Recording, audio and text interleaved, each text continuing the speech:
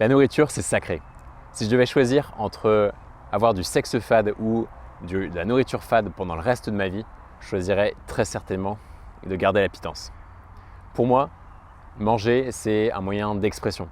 C'est l'occasion de partager un bon moment avec des gens. C'est de la découverte permanente. Manger, c'est la vie. Et pourtant, il y a quelques jours, j'ai décidé d'arrêter totalement de manger pendant plus de 163 heures. 163 heures, c'est une semaine. Pourquoi est-ce que j'ai fait ça? Quel effet secondaire est-ce que j'ai pu ressentir suite au jeûne d'une semaine? Et surtout, quelle leçon est-ce que j'ai pu en tirer par rapport à ma relation sur la nourriture? Je pense que j'ai appris pas mal de choses et j'ai envie de te partager aujourd'hui cette expérience. Bien sûr, c'est une expérience qui est personnelle, mais j'ai l'impression que les réalisations que j'ai faites, elles vont au-delà du perso. Elles me dépassent. Et j'espère que dans cette vidéo, tu vas en apprendre et que cette vidéo, elle puisse changer ou au moins questionner ton rapport à ton corps et à la nourriture.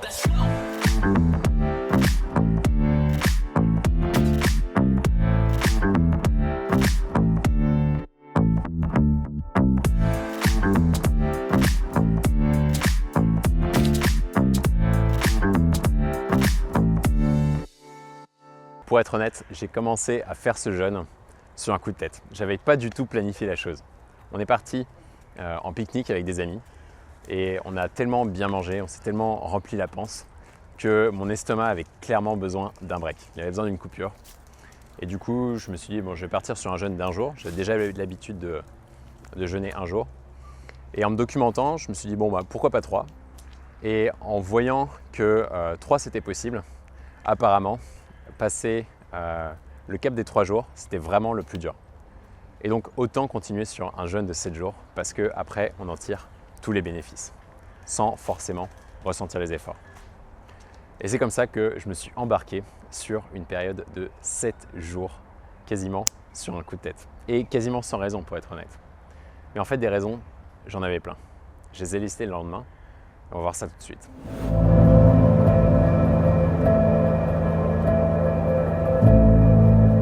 Alors, ces raisons, lesquelles elles étaient? La première, c'était de faire un reset, de faire une remise à zéro sur ma relation avec la nourriture.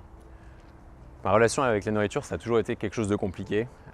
J'ai beau être fin comme un bâton, je suis beaucoup plus sec dans le terme énorme et sec qu'énorme. J'ai beau être fin, des fois, je mange comme un ogre.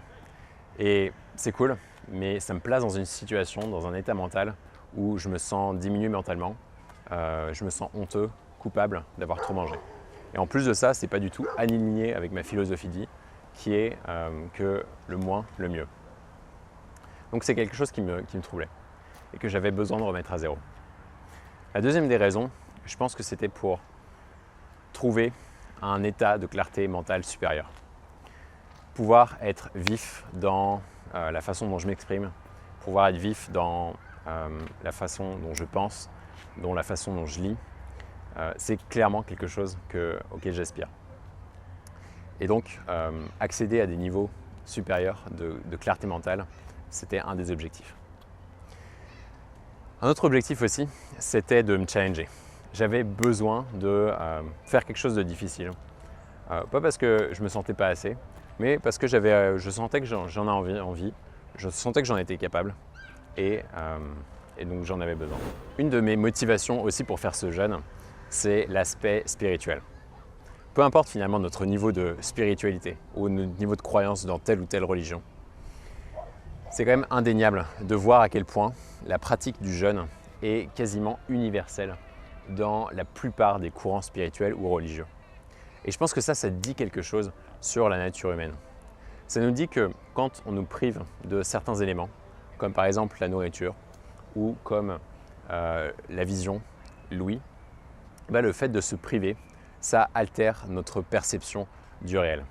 Et on accède à quelque chose de plus, peut-être quelque chose de divin, quelque chose de sacré, ou juste une nouvelle expérience de la réalité. Et c'est ce que j'avais envie de découvrir avec ce jeûne-là. Alors, la question qu'on se pose tous, c'est finalement, est-ce que t'es pas mort? Est-ce que t'as pas été diminué physiquement comme une éponge de mer et que t'as pas fini tes 7 jours à ramper sur le sol? Et c'était une de mes préoccupations parce que quand on démarre un jeûne, forcément on ne s'attend pas à être au meilleur de sa forme physiquement. Et moi le sport, c'est vraiment quelque chose que j'apprécie énormément, ça fait partie des bases de ma vie, l'exercice physique. J'adore nager, j'adore courir, j'adore faire plein de choses, du vélo. Et je ne voulais pas forcément que ça m'affecte. En plus de ça, je suis un gringalet et j'avais peur de perdre de la masse musculaire. Alors, est-ce que ça m'a vraiment affecté? Est-ce que j'ai vraiment perdu du poids? Ouais, je pense que j'ai perdu du poids. Est-ce que ça m'a affecté? Oui. Notamment, je pense que j'étais beaucoup moins explosif dans mes mouvements. C'est-à-dire que j'avais l'impression à chaque fois que je bougeais, en fait, j'avais l'impression que c'était plus difficile pour moi de bouger. Un peu comme si vous êtes dans l'eau et que l'eau s'oppose à votre mouvement. Mais je pense que c'était quelque chose qui était surmontable.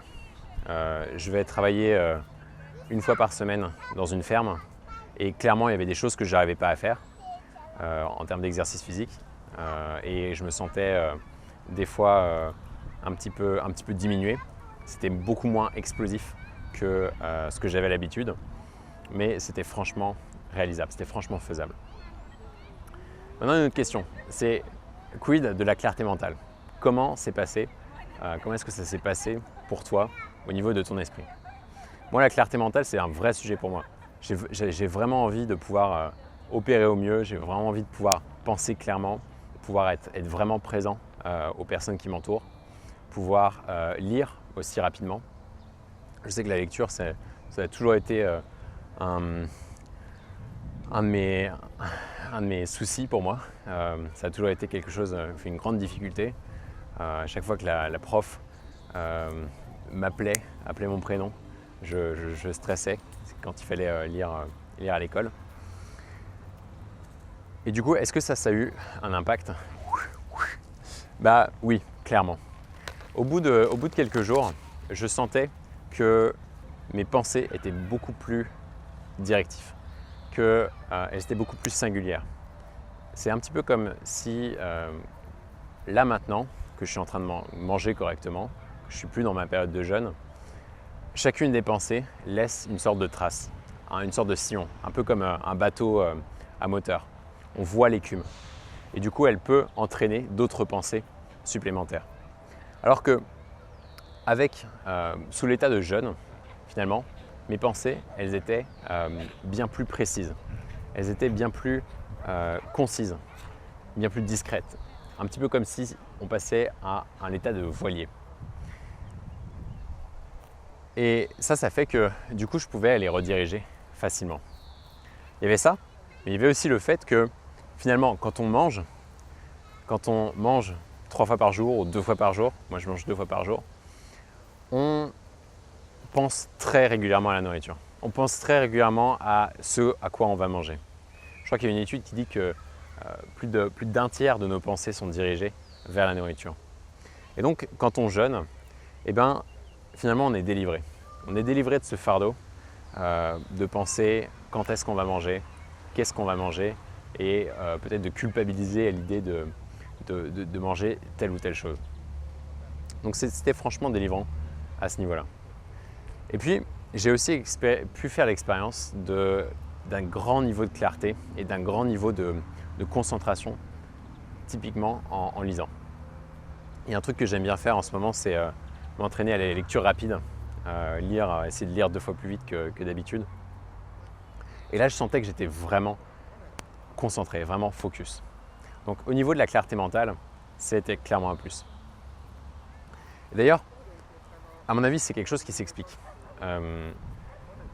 Typiquement, quand quelqu'un subit une période de famine, quand quelqu'un subit une période de restriction calorique, ça fait sens que son corps, il développe, il augmente ses facultés mentales pour que cet individu puisse ensuite aller chercher de la nourriture de façon plus optimale. Et il y a une autre chose aussi que j'ai remarqué, c'est finalement à quel point nos sens étaient altérés, modifiés.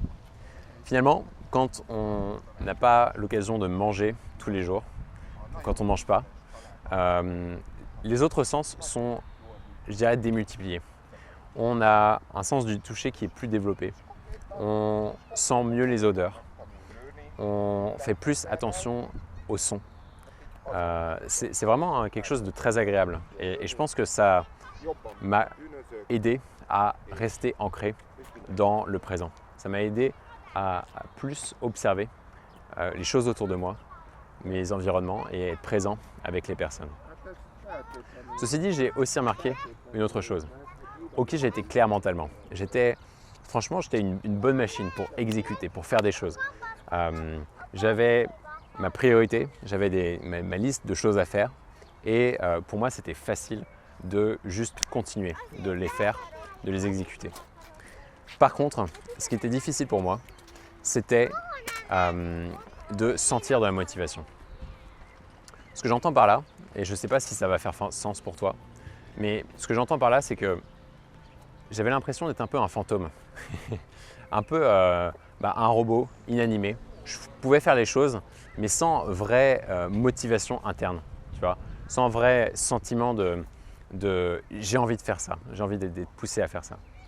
Et donc oui, c'était une très bonne expérience en termes de je devenais une machine, mais je perdais un petit peu cet aspect de la vie, cet aspect de désir dans la vie. Alors, la question fatidique que tu dois certainement te poser, c'est mais est-ce que tu n'es pas mort de faim?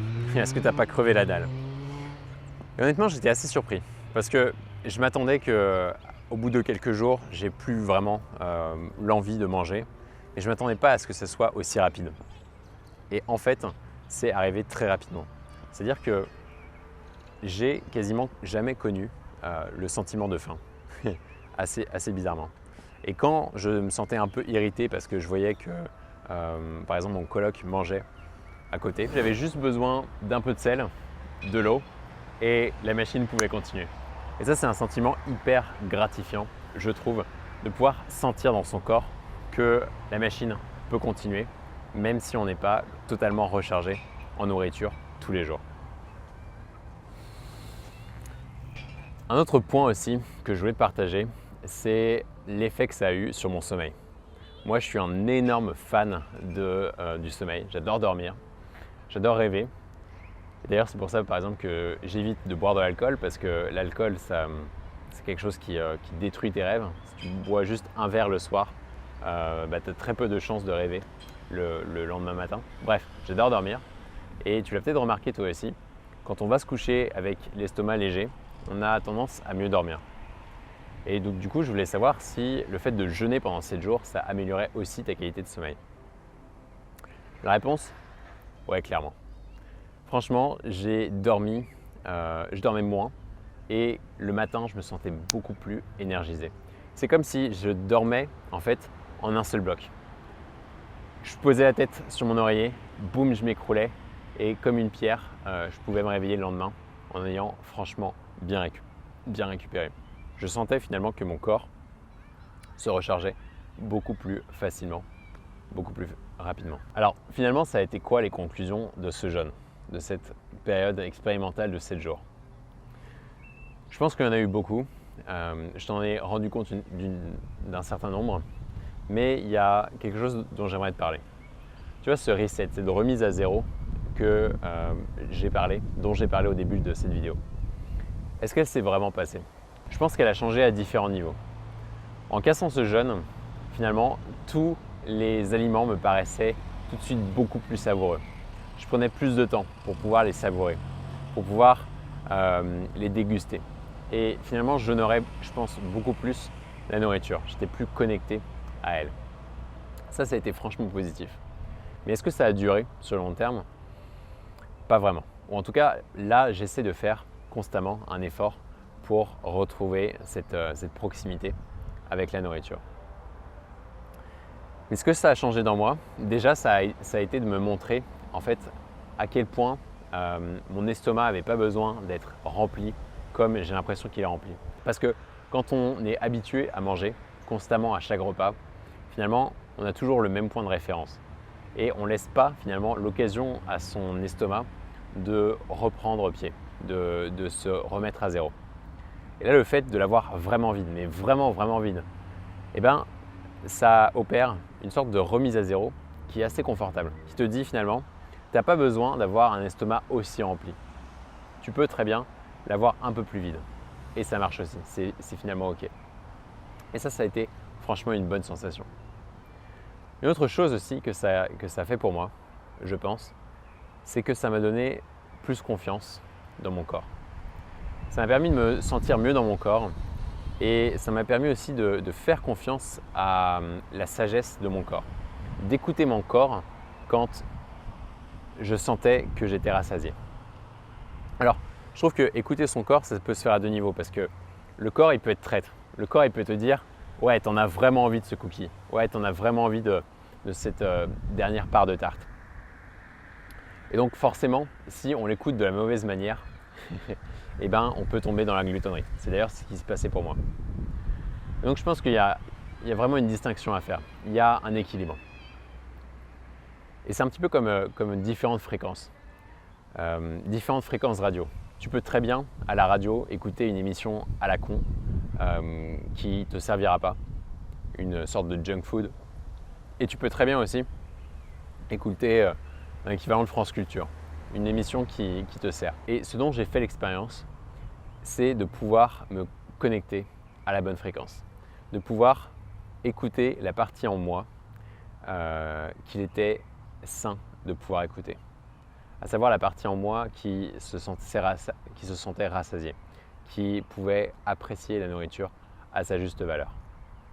Et rien que pour ça, je pense que l'expérience du jeûne a été salvatrice. En résumé, j'ai pu mieux connecter à la nourriture, mieux prendre confiance dans ma capacité à écouter mon corps correctement et faire face à mes limites. Et ça fait clairement partie du voyage, ça fait clairement partie de l'exploration. Et je te souhaite de pouvoir le découvrir à ton tour. Voilà, j'espère que ce partage t'a été utile. J'espère qu'il a pu légèrement modifier ta perception de la nourriture, peut-être aiguiser ta curiosité par rapport au fait de pouvoir jeûner. En tout cas, pour moi, ça a été clairement une bonne expérience. Et ok, c'est un sujet qui est différent des sujets dont je parle habituellement sur cette chaîne, mais j'ai envie de te partager de plus en plus d'expériences comme ça, de ma vie personnelle, parce que je pense que ça peut clairement avoir de la valeur pour beaucoup de monde. Et finalement, c'est qu'un apprentissage. Je suis juste en train d'essayer de découvrir de nouvelles choses dans ma vie et j'ai envie de le partager au plus grand nombre. Je te souhaite une très bonne semaine et bon courage dans tout ce que tu entreprends. Ciao.